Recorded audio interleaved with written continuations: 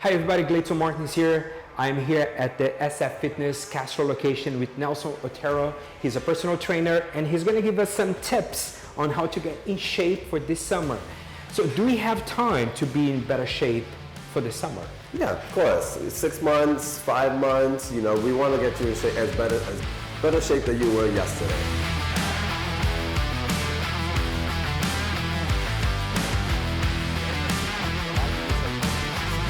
My first advice would be that you want to get a workout in first.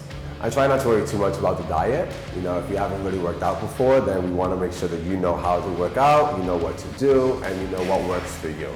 The diet usually comes second because we got to make sure we know how to move the body before we actually put stuff inside it, right? While seated, you want to keep your arms to the side, keeping your palm flat when rising up and leading with your elbow.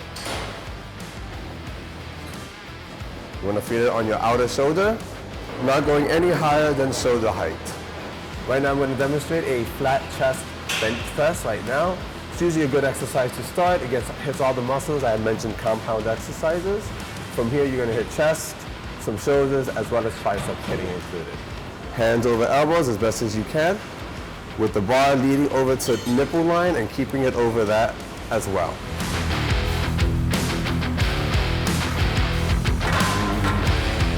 A lot of people, they do like, if we're going to do biceps, they do like so quick movements. Yeah. And sometimes I feel like it's not correct because you're not hitting the right muscle. Yeah. Is that something out of my mind? No, you're completely right. Going too quick and also shortening out your range of motion, you wouldn't really be using the muscle as much as you want. So you want to get full range of motion, fully extend your arm, fully flex the muscle as well, but you also want to do it in a nice controlled tempo. You want to be able to utilize the muscle smoothly as well, so you want to make sure you can complete it all. And you also want to use a weight that you can complete each exercise with. You don't want to go to failure each time, especially in the beginning, but you want to kind of feel failure towards the end. But that all depends on what your routine is at that moment as well. It's important that you use the full palm when rising up the bicep, meaning raise up that pinky to line up with your thumb. This is loose, this is tight. See how I'm tensing up a bit? I'm tiring out quicker because now all my muscles are being used to keep my elbows close to me rather than on my bicep. And this pump is filled up with blood, which is help filling up my muscles with more building blocks to build more muscle. First, you do want to move really fast. This is shortening out, this is going too quick, and I'm probably not even using mostly bicep because it's all momentum at this point. You want to fully extend, sometimes the weights may tap, and then fully flex with this with the handles up to your chin, and right back down. You want to position yourself where your whole arm can rest on the bicep bench, and your feet can be firmly on the ground. With controlled movements, 1, 2, fully extending down. You want to feel all of this on your tricep muscle. You want to make sure you keep your back against the bench at all times. You want to be able to use this for as much support as possible. Exercise helps target your tricep muscle.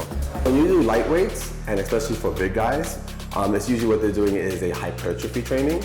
So they're going very light with a higher volume because they're probably hitting 12 to 15 reps.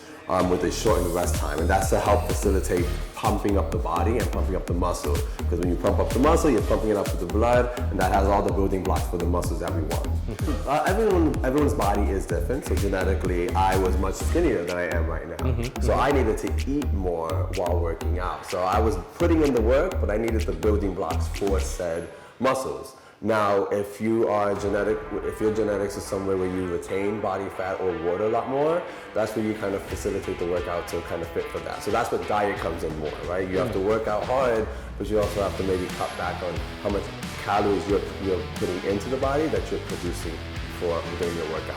If you feel tight before a set exercise, or you're coming in later into the gym, I usually prefer stretching before the workout, especially the particular muscle group you're targeting that day.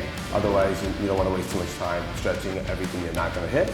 This is Nelson. Thank you for joining me, and I hope these tips help you for the summer. Goodbye.